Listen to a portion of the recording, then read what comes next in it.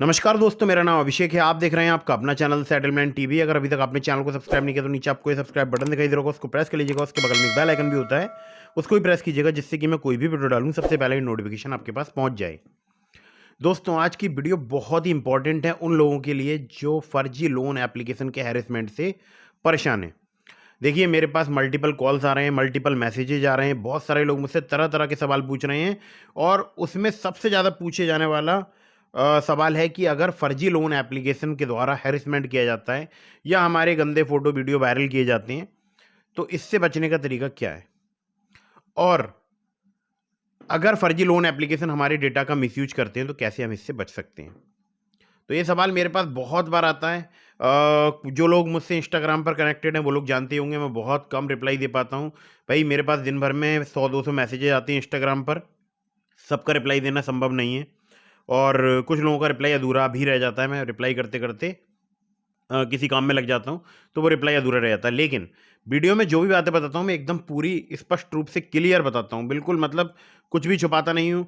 सारी परेशानियाँ जो फर्जी लोन एप्लीकेशंस की चल रही हैं वो सब वीडियो के अंदर बताता हूँ और उनका सोल्यूशन बताता हूँ, ठीक है। तो सबसे पहले मैं आपको बताऊँगा कि 7 दिन वाली फर्जी लोन एप्लीकेशंस ने अगर आपको धमकी दी है तो करना है आपको एक काम। अब वो काम क्या है वो बताऊं, लेकिन उससे पहले फर्जी लोन एप्लीकेशंस को पहचानने का तरीका बता देता हूं। देखिए, आरबीआई की बहुत सारी ऐसी डिजिटल लैंडिंग प्लेटफॉर्म्स को लेकर गाइडलाइंस आई हैं, बट किसी भी गाइडलाइन में ये बात क्लियरली नहीं लिखी गई है कि 7 दिन वाले जो लोन एप्लीकेशंस होते हैं वो फ्रॉड होते हैं, फर्जी होते हैं। अब आपके मन में एक सवाल आ रहा होगा, यार ये क्या बात बोल दी, और हम फिर ऐसे कैसे मतलब समझें कि कौन सी एप्लीकेशन जेन्यून है कौन सी फ्रॉड है। तो मैं आपको बताता हूँ। देखिए, आरबीआई ने गूगल को पॉलिसी बनाने के लिए बोला था, क्योंकि प्ले स्टोर में बहुत सारे फर्जी लोन एप्लीकेशन मौजूद थे। तो गूगल ने एक पॉलिसी बनाई। वो पॉलिसी ये बनाई कि जो भी लोन एप्लीकेशन प्ले स्टोर में होगी वो कम से कम 60 दिनों का लोन प्रोवाइड कराएगी, मतलब 2 महीने का टेन्योर प्रोवाइड कराना जरूरी है, ठीक है। तो ये गूगल पॉलिसी के अकॉर्डिंग आपसे बात कर रहा हूँ। तो ये बात, इस बात को भी काफ़ी समय हो गया, शायद 2 साल के समथिंग होने आ रहे हैं। लेकिन फर्जी लोन एप्लीकेशंस कोई लूप होल ढूंढकर वापस से प्ले स्टोर में आ जाते हैं, वापस से आ जाते हैं प्ले स्टोर में। और बहुत सारी फिलहाल अभी जो है लोन एप्लीकेशन ऐसी मौजूद है जो कि 15 दिन का भी लोन प्रोवाइड करा रही हैं, 7 दिन का भी लोन प्रोवाइड करा रही हैं, या इसके आसपास का टेन्योर प्रोवाइड करा रही हैं, जो कि गूगल पॉलिसी के भी खिलाफ है, ठीक है। गूगल पॉलिसी के खिलाफ है, जो कि आरबीआई ने गूगल से बोला था कि आप प्ले स्टोर के लिए कुछ ऐसी पॉलिसी बनाओ जिससे कि फर्जी लोन एप्लीकेशन जो है वो टिक ना पाएँ। अब गूगल ने तो पॉलिसी बना दी, लेकिन ये जो फर्जी लोन एप्लीकेशन हैं अलग अलग नाम से आ जाती हैं। खुद को कैलकुलेटर बता के घुस जाते हैं, मतलब कैलकुलेटर वाली ऐप, समथिंग कुछ कैलकुलेटर टाइप की ऐप हो गई, या एक्सपेंस ट्रैकर ऐप के रूप में घुस जाते हैं प्ले स्टोर में। तो काफ़ी सारे इन लोगों ने लूप होल ढूंढ रखी हैं, या कहीं से फर्जी सर्टिफिकेट बना लेते होंगे किसी एनबीएफसी कंपनी का, तो आ जाते होंगे प्ले स्टोर में, अबाउट दिस ऐप के सेक्शन में लिख देते होंगे कुछ लंबा टेन्योर वगैरह। बट अगर आप इन एप्लीकेशंस के क्रिटिकल रिव्यूज़ पढ़ोगे तो आपको समझ में आएगा कि ये लोन एप्लीकेशन किस लेवल का फ्रॉड कर रही हैं। किसी भी ऐप को अगर आप डाउनलोड कर रहे हैं तो पहले उसके बारे में अच्छे से पता लगाइए वो जेन्यून है भी नहीं है, उनकी एनबीएफसी या बैंक से किसी से टाई अप है भी या नहीं है, ठीक है। लेकिन आप ये पता लगाने के बजाय डायरेक्टली कोई भी ऐड आपको लुभावना दिखाई देता है, चाहे वो फेसबुक पर हो, चाहे इंस्टाग्राम पर हो, चाहे यूट्यूब पर हो, आप तुरंत उस पर क्लिक करते हो, वो रिडायरेक्ट हो जाता है प्ले स्टोर में या कोई वेबसाइट पर, और वहाँ से आप या तो एपी की फाइल डाउनलोड कर लेते हो या प्ले स्टोर से डायरेक्टली उसे आपको डाउनलोड कर लेते हो और लोन वगैरह अप्लाई कर देते हो। बाद में आपको पता लगता है कि 7 दिन वाली एप्लीकेशन है, 7 दिन के लिए लोन प्रोवाइड कराया है। अब जब आप इनसे loan agreement letter, sanction letter की डिमांड करेंगे, तो ये ना तो लोन एग्रीमेंट लेटर प्रोवाइड कराएंगे ना सैंक्शन लेटर प्रोवाइड कराएंगे। मैं आपको सही बात बता रहा हूँ। और की फैक्ट स्टेटमेंट होता है वो भी प्रोवाइड नहीं कराएंगे। अब की फैक्ट स्टेटमेंट क्या होता है ये बताने बैठूंगा तो फिर टाइम निकल जाएगा, तो उसके लिए आप अच्छे से गूगल कर लीजिएगा की फैक्ट स्टेटमेंट क्या होता है लोन में, ठीक है। तो की फैक्ट स्टेटमेंट भी नहीं प्रोवाइड कराएंगे, डायरेक्टली लोन प्रोवाइड कराएंगे आपको 7 दिनों का, और अपनी एनबीएफसी या बैंक के बारे में नहीं बताएंगे। अगर बता भी दिया आपको, loan agreement letter, sanction letter provide भी करा दिया, बता भी दिया, तो या तो उस लोन मतलब उस एनबीएफसी या उस बैंक का नाम आपके सिविल में शो नहीं होगा, क्योंकि या तो वो एनबीएफसी या बैंक एग्जिस्ट ही नहीं करती होगी, या फिर इन्हें फर्जी तरीके से किसी एनबीएफसी या किसी बैंक का नाम अपने लोन एग्रीमेंट लेटर पर लिख दिया है उनकी बिना इजाजत के। तो जब आपके लोन सिविल में शो नहीं हो रहा है, डेट मीन्स कि ये लोन एप्लीकेशन फ्रॉड है। और 7 दिन का या 15 दिन के आसपास के टेन्योर का लोन प्रोवाइड करा रहे हैं, तो आप मान के चलिए कि 99.99% चांसेस हैं कि ये फ्रॉड है। बल्कि 7 डेज़ वाली लोन एप्लीकेशंस के तो मैं आपको यहाँ पर क्लियरली बोल दूँ 100% चांसेस है कि वो फ्रॉड है, क्योंकि एक तो गूगल पॉलिसी के खिलाफ है, ठीक है। गूगल पॉलिसी में साफ साफ है कि 60 दिन से कम की कोई भी एप्लीकेशन प्ले स्टोर में नहीं होनी चाहिए, बट पता नहीं कैसे ये लूप होल ढूंढ के आ जाते हैं अंदर उसमें प्ले स्टोर में। खैर, तो मैं टॉपिक से भटकूंगा नहीं, मैं आपको बता दूं, देखिए पहचानने के तरीके बहुत सारे हैं, जिसमें एक है अपने आप सिबिल में चेक कीजिए, और 7 दिन या 15 दिन के आसपास का अगर टेन्योर प्रोवाइड कराया तो ये मान के चलिए एप्लीकेशन डेफिनेटली फ्रॉड होगी। और जैसे ही वो 6ठा दिन आएगा रीपेमेंट का, या वो 14वां दिन आएगा, मतलब रीपेमेंट के दिन से 1 दिन पहले से, इनके रिकवरी एजेंट आपको रिमाइंडर देना स्टार्ट कर देंगे, आपको परेशान करना स्टार्ट कर देंगे, आपको गंदे फोटो वीडियो आपके बनाकर आपकी कॉन्टैक्ट लिस्ट में भेजने की धमकी देना स्टार्ट कर देंगे। अब मान लीजिए आपने इन सब के धमकियों को के बावजूद भी उनका रीपेमेंट कर दिया, मतलब आप बहुत ईमानदार बन रहे हैं और आपने इनका रीपेमेंट कर दिया फर्जी लोन एप्लीकेशंस का। अब आप कई सारे रिस्क में फंस गए। पहला रिस्क क्या है? आपका अकाउंट फ्रीज हो सकता है। जी हाँ, अकाउंट तो आजकल बहुत सारे फ्रीज हो रहे हैं। किसी के अकाउंट में अगर 100 रुपये का कोई सस्पिशियस अमाउंट भी आ जाता है तो वह अकाउंट फ्रीज हो जाता है। तो अब आपने खुद रीपेमेंट किया है और कुछ ऐसी यूपीआई आईडीज़ पे किया है या कुछ ऐसे लिंक्स पर किया है जो कि हो सकता है किसी एजेंसी की नज़र में सस्पिशियस हो। कोई हो सकता है इन्फॉर्मेंट कोई मतलब ईडी या बोल सकता हूँ कोई दूसरी एजेंसी, सुरक्षा एजेंसी जो उनके पीछे लगी हो। फिर क्या करोगे आप? मान लो इन्फोर्समेंट डायरेक्टरेट अगर उस जो लोन एप्लीकेशन है उसके पीछे लगी हो या उनके अकाउंट्स की जानकारी निकाल ली हो, और वो जो बोल रही हो कि भाई ये सस्पिशियस अकाउंट्स वगैरह हैं और इन अकाउंट में जिन अकाउंट से पैसा आया है उन सबको भी फ्रीज कर दो, मतलब पूरी चेन ब्लॉक कर दो, तो आपका अकाउंट फ्रीज हो जाएगा। मैं डराने के लिए नहीं बोल रहा हूँ, ये रियलिटी बता रहा हूँ मैं आपको। अगर आप गूगल करेंगे तो बहुत सारे लोगों के आजकल अकाउंट फ्रीज हो रहे हैं कि किसी का अकाउंट, मान लीजिए आप यूपी में रहते हैं तो गुजरात साइबर क्राइम ने फ्रीज कर दिया, या एक अभी रिसेंटली आया था उसका शायद गुजरात एटीएस ने किया था, ठीक है, उसका तो न्यूज़ वगैरह में भी आया था काफ़ी। तो देखिए आपका कितना भी बड़ा अमाउंट पड़ा हुआ, मान लो आपके बैंक अकाउंट में 1 लाख रुपए का अमाउंट आज आया और आपने उसमें से वो 100 रुपये या मतलब 5,000 रुपये का वो पेमेंट कर दिया फर्जी लोन एप्लीकेशंस का, तो आपका अकाउंट फ्रीज हो सकता है। ठीक है, तो ये बहुत बड़ी एक मैसिव प्रॉब्लम है इंडिया में अकाउंट फ्रीज होने की। तो बेफिजूल में आपका जो पैसा था वो भी फंस गया, मतलब कहीं से आपको प्राप्त हुआ, आपने उससे लोन चुकाया, वो फंस गया। और दूसरी एक प्रॉब्लम ये क्रिएट हो गई कि लोन एप्लीकेशन जो कि फ्रॉड लोन एप्लीकेशन है उसको ये बात पता चल गई कि आपके पास है पैसा।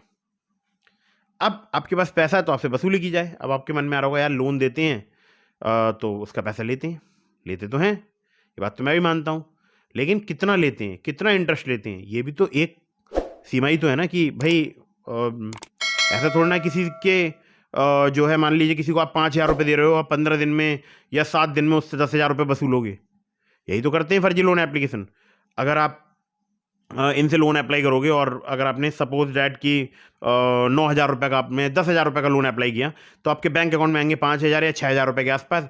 बाकी 40-50% जो अमाउंट है डिडक्ट कर लेंगे किसके? प्रोसेसिंग फ़ी, फाइल चार्ज और पता नहीं कौन कौन से चार्जेस के नाम पर। अब जब आप रीपेमेंट करेंगे तो उस 10,000 पर इंटरेस्ट लगाएंगे और बोलेंगे कि 10,500 रुपये रीपेमेंट करो। ठीक है, तो आपने मान लीजिए रीपेमेंट कर दिया तो इनको पता लग जाएगा आपके पास है पैसा, और ये फिर से एक अमाउंट ट्रांसफर करेंगे, फिर से दुगने रीपेमेंट की डिमांड करेंगे आपकी बिना परमिशन के। मैं आपको फिर से समझा रहा हूँ, आपकी बिना परमिशन के। फर्जी लोन एप्लीकेशंस का आजकल बहुत बड़ा एक नेटवर्क हो चुका है, जिसको अभी तक पता नहीं भारत सरकार क्या कर रही है, मुझे नहीं पता, बट अब तक उसको ब्रेक डाउन कर देना चाहिए था, मतलब उसको तोड़ देना चाहिए था। जो भी जाल है उसको पुलिस को बहुत, या मतलब पुलिस क्या, जो एजेंसियाँ हैं जो कि इन सब चीज़ों पे एक्टिविटीज़ पर नज़र रखती हैं, ठीक है, खासकर आरबीआई को डायरेक्ट करना चाहिए दोबारा से गूगल प्ले स्टोर को कि भाई फाइंड आउट करो कौन कौन सी लोन एप्लीकेशन फ्रॉड है, या कौन कौन सी लोन एप्लीकेशन है जो किसी दूसरी ऐप का बेस ओढ़े बैठे हुए हैं। जैसे कैलकुलेटर के नाम से आ जाती हैं बहुत सी एप्लीकेशंस, एक्सपेंस ट्रैकर के नाम से आ जाती हैं, ठीक है। अब आपके मन में चल रहा होगा यार सब बातें तो आप कर रहे हो, ये बताओ इनके पास हमारा डेटा पहुँचता कैसे? हाँ, ये बात जानना बहुत ज़रूरी है। जब आप एप्लीकेशन को डाउनलोड कर मतलब इंस्टॉल करते हो, वहाँ पर आप बहुत सारी परमिशन दे देते हो। अगर आपने थर्ड पार्टी किसी वेबसाइट से इंस्टॉल किए, ठीक है, तब तो वो वहाँ पर भी बोलेगा, आपका जो एंड्रॉयड है सिस्टम वो वार्निंग देगा, लेकिन फिर भी आप इंस्टॉल कर लेते, कोई बात नहीं, कर लेते हैं इंस्टॉल करते गए और परमिशन देते गए, और उसमें अपना नंबर डाल के लॉगिन किया, कुछ आधार कार्ड, पैन कार्ड, सेल्फी वगैरह अपलोड की, अपना बैंक अकाउंट नंबर अपलोड किया और वहाँ पर दिखाई देगा आपको लोन अमाउंट, और आपने वो अप्लाई किया तो पता चला वो 7 दिन का रह गया। आपके बैंक अकाउंट में आपको पता चलता है कि कोई अमाउंट ही नहीं आया, और रात में आप सो गए, सुबह आपने देखा कि छोटे छोटे 2-3 अमाउंट पड़े हुए हैं। फिर आपने मान लीजिए उसका रीपेमेंट कर दिया, या डायरेक्टली एक अमाउंट आ गया, आपने उसका रीपेमेंट कर दिया 7 दिन बाद, कि हो सकता है मैंने अप्लाई किया था तो उस वक्त तो नहीं आया होगा, तो अभी कैसे भी आ गया। तो आपने मान लीजिए 7-8 दिन बाद उसका रीपेमेंट कर दिया, और आपने सोचा कि भाई मैं इन सब चीज़ों से बाहर निकल जाऊँगा, तो आप कभी नहीं निकल पाओगे। फिर से एक अमाउंट आएगा, फिर से आप रीपेमेंट करोगे, घर, मकान, दुकान, जायदाद, संपत्ति सब बिक जाएगी, कभी भी आप रीपेमेंट नहीं कर पाओगे। मैं आपको सच्चाई बता रहा हूँ, जो भी बात मैं कह रहा हूँ बहुत ट्रू बात बोल रहा हूँ, बहुत ही ट्रू। मतलब जो लोग इस बात से बोल सकता हूँ कि रिलेट करते हैं, वो कमेंट कर सकते हैं, और कमेंट में बताइए कि क्या ये बात सच है कि मैं बोल रहा हूँ। मतलब मेरी बात को मैं खुद ही वैसे तो मैं प्रूफ नहीं देना चाहता हूँ, लेकिन कमेंट में आपको दिख जाएगा, बहुत सारे लोग कमेंट करेंगे। और अगर आप मेरी अदर वीडियोस पे जाकर देखोगे तो ऑलरेडी कमेंट हैं लोगों की कि एक बार मैंने रीपेमेंट कर दिया, दोबारा से फिर मेरे बैंक अकाउंट में एक पैसे ट्रांसफर कर दिया, मुझसे दोबारा से फिर से रीपेमेंट की डिमांड कर रहे हैं। तो सिंपल सोल्यूशन है इनका, कोई आपको रीपेमेंट नहीं करना है। पहले आपको एक ऐसा माइंडसेट तैयार करना है कि ठीक है कोई बात नहीं, मेरी कॉन्टैक्ट लिस्ट इनके पास है, कॉन्टैक्ट लिस्ट सेंड कर रहे हैं इनके रिकवरी एजेंट, जो है मुझे धमकी दे रहे हैं, अलग अलग नंबर से कॉल्स आ रहे हैं, हो सकता है +92 या किसी अदर कंट्री कोड से भी आपको कॉल्स आ रहे हो, ठीक है। तो आप माइंडसेट बनाओ ऐसा कि ठीक है कोई बात नहीं, करने दो, और आप जाओ सीधे near by cyber crime police station, जो कि जहाँ तक है जितने जिला पुलिस मुख्यालय होते हैं उन्हीं के आसपास के लोकेशन पे होता है या वहीं पर मौजूद होता है। वहाँ पर जो भी ऑफिसर बैठे हो उनसे बात करो, उनको बताओ अपनी पूरी कंडीशन कि भाई मैंने जब लोन अप्लाई किया था मुझे नहीं पता था कि लोन एप्लीकेशन फ्रॉड है, फर्जी है, बट ये मेरे साथ इस टाइप का बिहेव कर रहे हैं। जब मैंने इनसे loan agreement letter, sanction letter की डिमांड की, और मैंने जब इनका लोन सिविल में चेक किया तो ना तो इन्होंने मुझे loan agreement letter, sanction letter दिया, अगर दिया है तो वो बताइएगा कि जो loan agreement letter, sanction letter दिया वो फर्जी है, और वहाँ पे जो एनबीएफसी का नाम लिखा है वैसी कोई भी एनबीएफसी में ना तो सिविल में शो कर रही है, और 7 दिन का मुझे लोन प्रोवाइड कराया गया है। मुझे बहुत ज़्यादा हैरेसमेंट कर रहे हैं, क्योंकि हैरेसमेंट करना भी एक अपने आप में एक इलीगल कार्य है, ठीक है। और जो आपका डेटा है उसका मिसयूज करना आईटी एक्ट का वैसे भी उल्लंघन है। तो आप जो है बताइए उनके लिए कि भाई मेरा आधार कार्ड, पैन कार्ड, केवाईसी भी इनके पास है, मुझे हैरेसमेंट कर रहे हैं, मुझे ब्लैकमेल कर रहे हैं। सर आप मेरी एक कंप्लेंट जो है वो ले लीजिए, और आप हैंड रिटन लिख कर ले जाइएगा वहाँ पर, वहाँ से उनसे मोहर लगवा लीजिए, मतलब रिसीविंग ले लीजिए कुल मिला के, ठीक है। हो सके तो आप जो आप कंप्लेंट एक लिख कर जाते हैं उसकी फ़ोटोकॉपी साथ में लेकर जाएँ, फ़ोटोकॉपी पे रिसीविंग ले लें। अब वो रिसीविंग बड़ा काम करेगी, जो रिसीविंग आप लेंगे वहाँ से। वैसे तरीके और भी हैं, आप ऑनलाइन साइबर क्राइम पोर्टल में रजिस्टर करा सकते हैं, 1930 पर कॉल करके भी कंप्लेंट रजिस्टर करा सकते हैं।